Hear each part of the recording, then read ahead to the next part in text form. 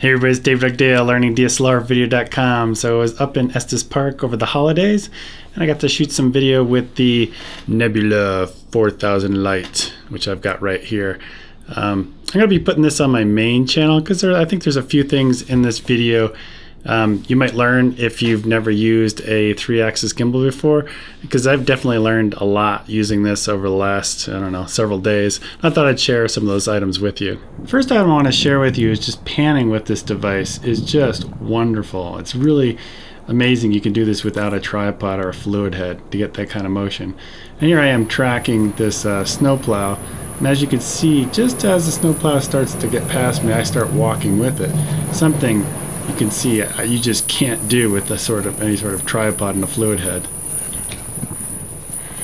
Next up, I want to talk about tracking an object. And as you can see here, this is actually when I first started using the Nebula4000 Lite. Is I'm just tracking a ball inside of a cup my daughter's controlling with an iPhone device, and just getting some practice here. And you just can't do this with any sort of tripod. Here I am tracking a car while I'm walking, and as you can see, it just gets nice fluid results. And here I am tracking another car. I don't know, for some reason I'm tracking lots of cars in this one, but it just gives you really good results. All right, next up I want to evaluate some footage of me walking with this unit, following somebody that is walking. And it does really well, and I'll give you some tips here in a second. Let's evaluate the footage. So here we got some walking shot, and yeah, as you can see in the frame, I'm moving, they're moving. A lot of the frame is made up of a lot of objects moving. Here they are just walking, and it makes up a lot of the frame, so it's very forgiving. But what happens is, and I've talked to Film Power that makes this device, and apparently I need to, the roll axis, this right here, I need to apply more power to actually this motor in the back. So let me show you some footage. I haven't applied the power here. You're going to see what you want to look for is some vibrations kind of in the corner of the frame where you don't have anything anchoring it in the corners. So let's take a look. And as you can see right in the corners there, you can see it just kind of bouncing around, and there's again nothing really to anchor it in the corners. And another interesting thing here is this was actually, I think it was 5, maybe 6 degrees outside, and this thing seemed to work fine. I don't know if this jitter is caused by that, but there are a lot of other shots that I've done here. It was like maybe 15, 16 degrees, and it seemed to work just fine. So what I'm going to do in a future test is to apply more power to this back motor, the roll motor, and see if I can get rid of some of those vibrations on those wide shots that don't really have anything anchoring it in the frame.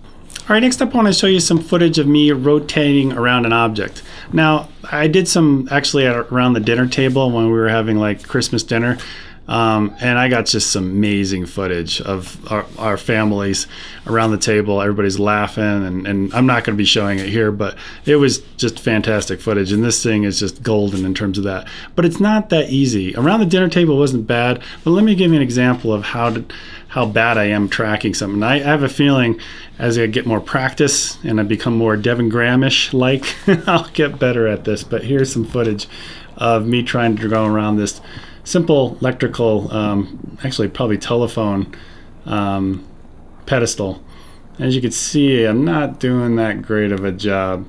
So this is something that's just going to take a lot of practice for me to get better at. Next up, I want to show you how switching hands with this device actually does pretty well when you switch from one hand to another, because yeah, after a while one arm's going to get a little bit tired, and then you can switch it over. And I want to show you how smooth that is. And it's here, and you listen to my voice. Switching hands. All right, next up I want to talk about driving in a car with this unit. Actually, I wasn't driving, my wife is driving, but I want to show you some mistakes I made and what I'm going to do to actually try to improve it in the future.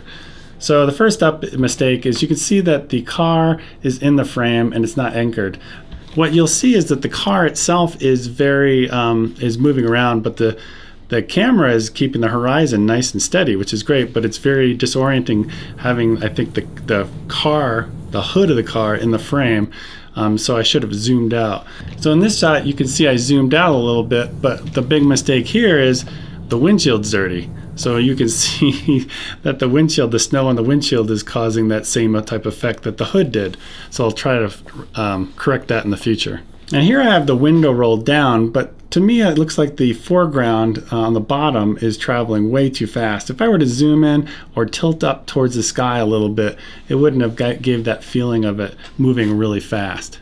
Next up, I want to show you a sequence. We were just cooking Christmas dinner, and you can see I would never be able to do this on a monopod, a tripod. I try to do this handheld. I would be all over the place. You get some high shots. It's just very freeing to be able to create a sequence like this so easily with the Nebula 4000. It's just a fantastic device for doing stuff like this. All right, I'm kind of talking kind of quietly because my family's going to bed and it's kind of late at night. So let me show a problem that I had with this camera and what I figured out the fix is for it. So let me show you an example. So here you can see everything is listing to the right. You're going to see me reach for the body and try to straighten it out, but then the motors try to bring it back because I think the gyroscope sensor or whatever is saying, nope, that's not what I think it's supposed to be. So I'm going to put it listing to the right. And here's the third final example of how it's listing and how I'm trying to correct it. So this can kind of be a pain. Like when you turn the unit on and you want to just shoot, you can see everything's listing to the right. Well, you can obviously zoom in and then rotate the image like maybe 4 or 5 degrees would probably fix this footage pretty well. And this is shot at 1080 on the GH4 in slow motion.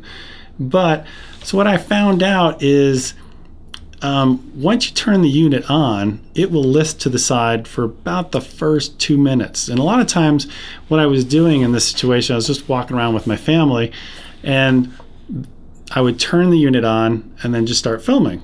I would wait maybe 10 seconds before I start filming because it would take me a little while.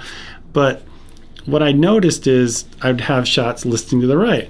But if I left it on for longer than 2 minutes, as you're going to see in this clip here, in the very beginning, you can see that the level meter on the GH4 is listing to the right. And it's a perfectly balanced camera. It has nothing to do with the balancing of the camera on the unit itself because I had it perfectly balanced. Then after about, I'd say a minute 45, a minute 50, you'll actually see it start to self-correct itself. It becomes perfectly aligned. So I was fighting it all day today pretty much, and the day before I was like, because I was going in from shop to shop, and because it was cold outside, and when we were walking I would turn it on and just start filming, and it was always listing to the right. And it never dawned on me until now that I ran this experiment that you have to give this thing at least 2 minutes to warm up before you can start shooting, and it starts listing to the right and self-correcting itself.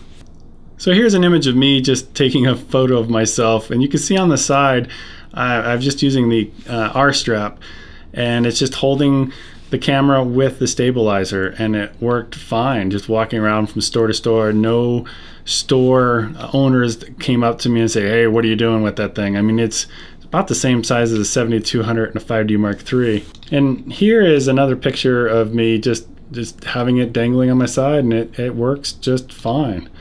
And you can hear it is at lunch. I took the R strap off the GH4. I was just reviewing some footage, and that's pretty much it. It's a small little compact unit. I'll show you a few other examples. Here's a crane down, and it works just fine. Here I am going downstairs, and it works really nice and smooth. And here I am just holding it nice and steady, and it works fantastic in terms of that as well. In terms of slow motion, yeah, everything looks great in slow motion. You can see the snow coming off the roof here. Just a fun shot tilting up. Just slow motion works great on this unit. Makes you look like a pro or Devin Graham, having years of experience with it. Just a lot of fun to shoot with it. I really don't know what I'll do if I have to give this back, because I can really see this changing the way I film. It's just a fantastic fun unit to just take on holidays like this, or if you have an actual crane up, crane down, pan shot, you're trying to film a sequence from one thing to a next. It's a fantastic device. So far, this is not really my final review, but I just thought I'd share some of the stuff that I've learned with this unit. If you have this, I want to mention Eric Naso has this unit. Unfortunately, he's having problems with it. The battery's not holding its charge. I, on the other hand, have had no problems with the battery on this thing. It's lasted really long. In fact, I don't even know how long it lasts. It just keeps going. And I will say there's some wonky stuff going on with how you plug it in. That I'll get into later, but for the most part I've had no problems, but I know unfortunately Eric probably has. And I'm kind of hoping it's just maybe a bad cold solder joint, maybe down in the grip for him, that maybe he can reheat and have his fixed. But so far I'm really enjoying this. I don't know if I can give it back. All right, I'll talk to you guys later. Bye.